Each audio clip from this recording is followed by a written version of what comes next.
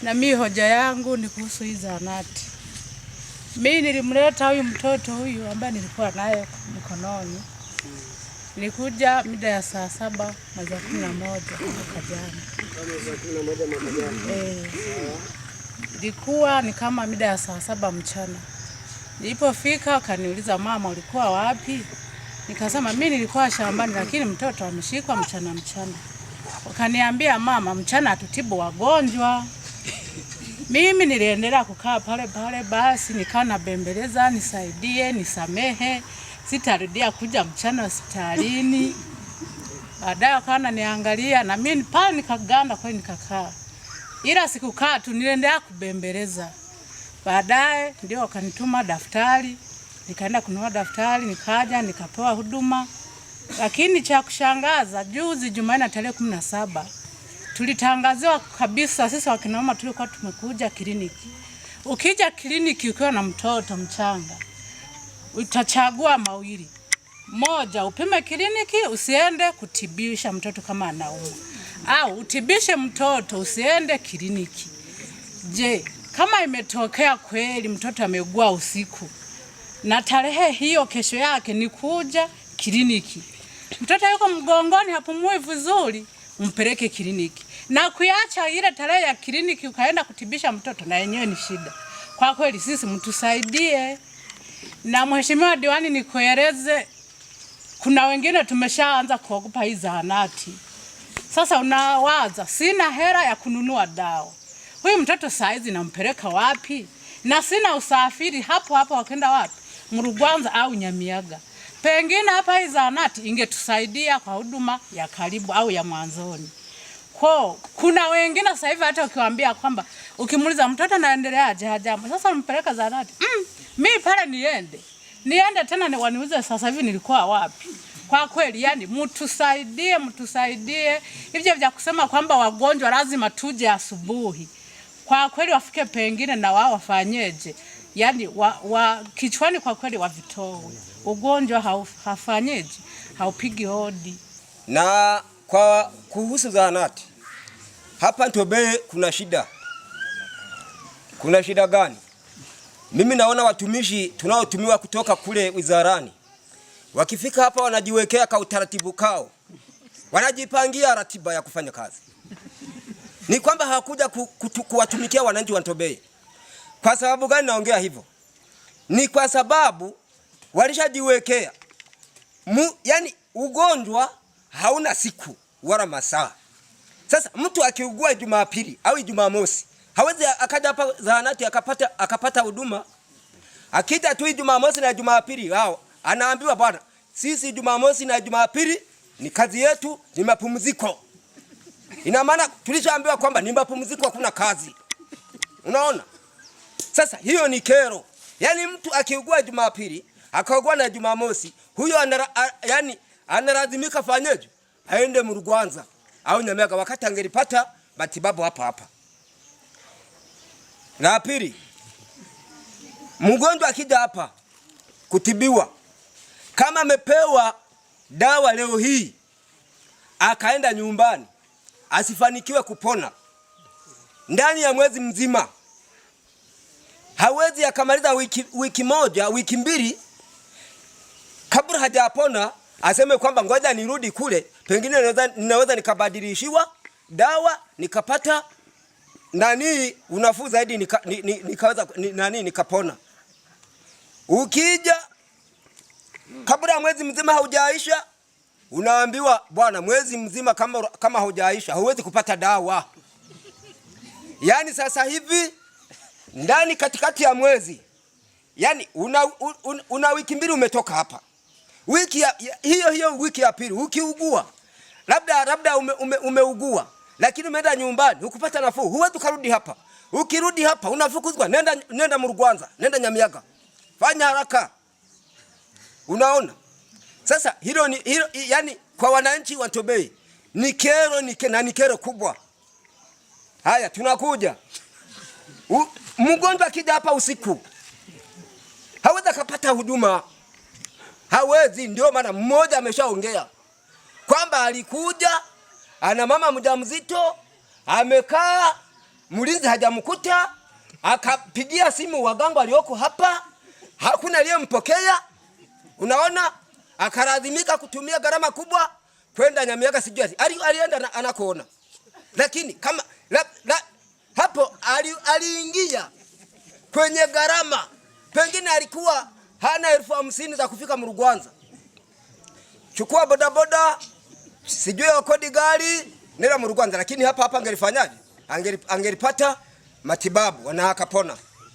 Sasa unaona, usiku kija hapa, ina maana kwamba huwezi kupata nini? Huwezi kupata matibabu.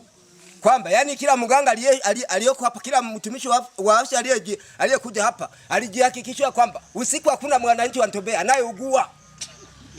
Jumapili na Jumamosi hakuna mwananchi wa Ntobeye anayeugua. Hapana. Wakati ugonjwa ukija haupigi hodi.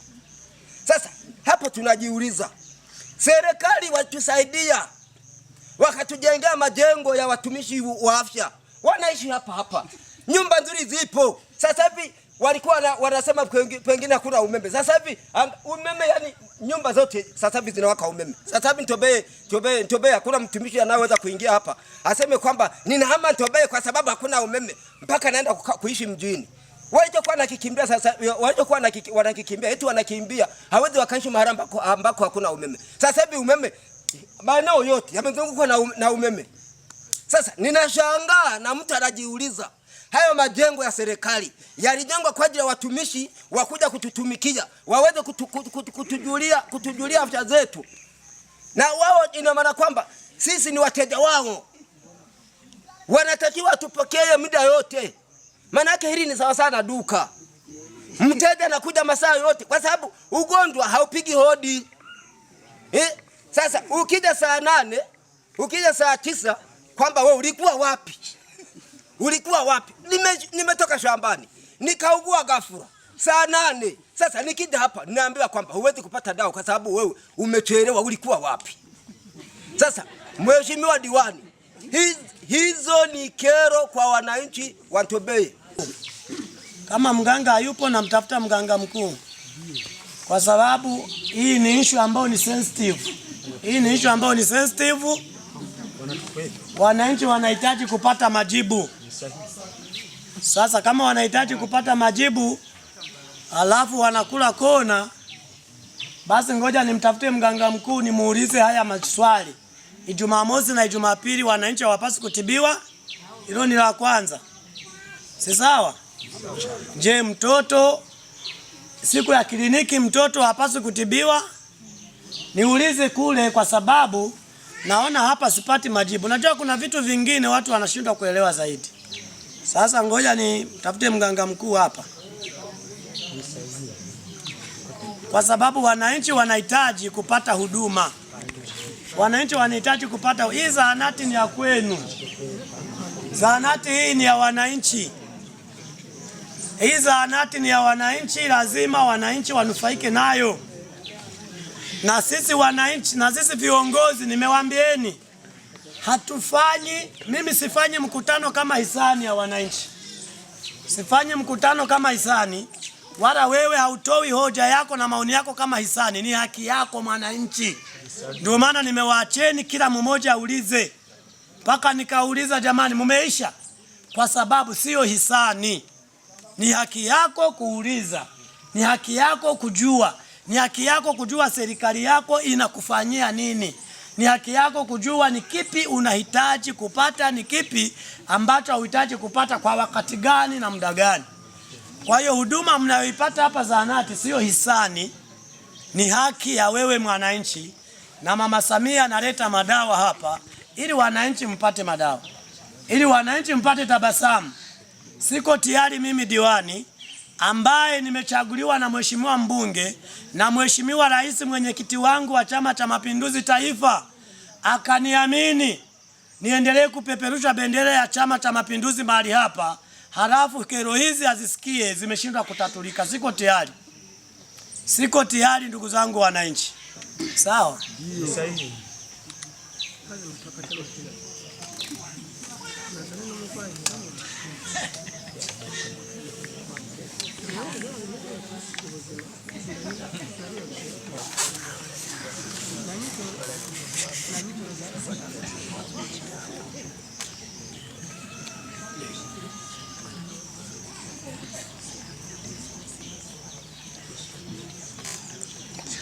Asipopokea mkurugenzi nampigia afisa utumishi, wote nitawapigia, lazima nitapata mojawapo.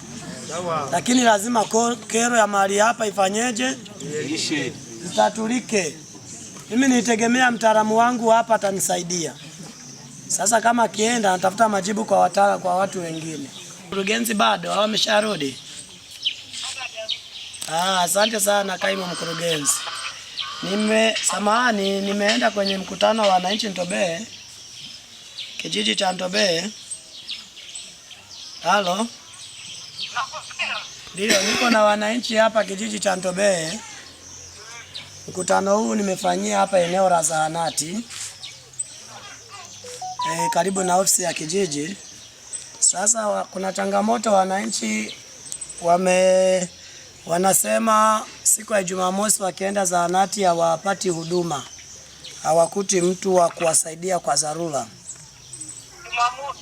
Siku ya Jumamosi weekend. Sasa nitaka kujua kama utakuwa majibu unayo au pengine kama DMO atakuwa nayo, kwamba je, Jumamosi weekend wananchi hawaruhusiwi kabisa kufika kwenye kituo cha kutolea huduma hata kama wamepata madhara haya kwa dharura.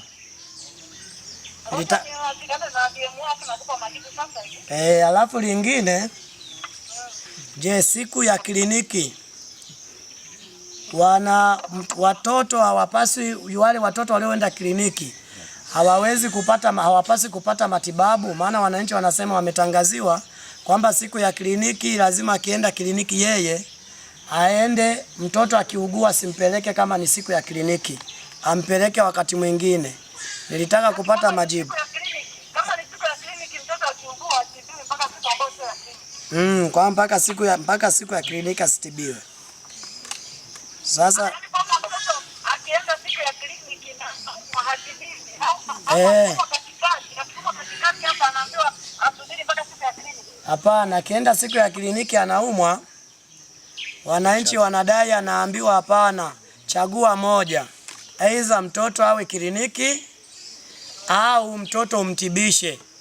Sasa ni siku ya kliniki, wananchi wanataka kujua, je, ni msimamo wa serikali au pengine ni mpango ya zahanati husika ya wataalamu husika. Zahanati ya Ntobeye niko hapa na wataalamu nimewahitaji hapa. Sasa hata waonekani wataalamu hawa, na muda wa kazi naona umeisha. Asante. Nakushukuru sana. Ndugu zangu wananchi, tunahitaji kupata huduma. Tupo hapa kuhakikisha tunapata nini?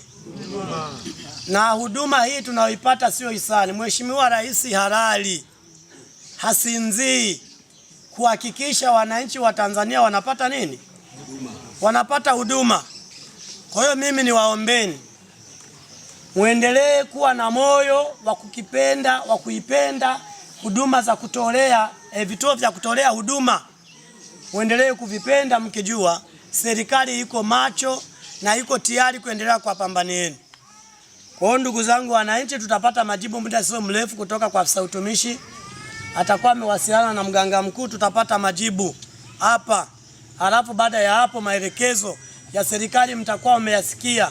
Alafu huduma ziendelee kufanyika.